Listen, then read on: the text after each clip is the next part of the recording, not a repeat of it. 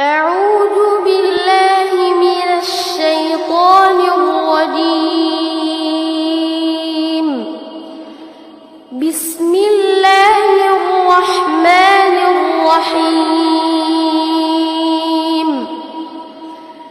إن المتقين في جنات وعيون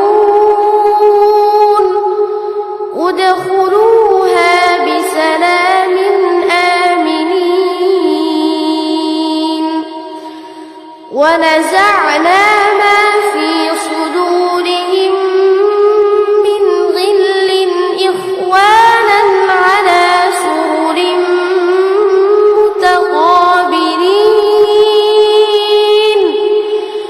لا يمسهم فيها نصب وما هم منها بمخرجين.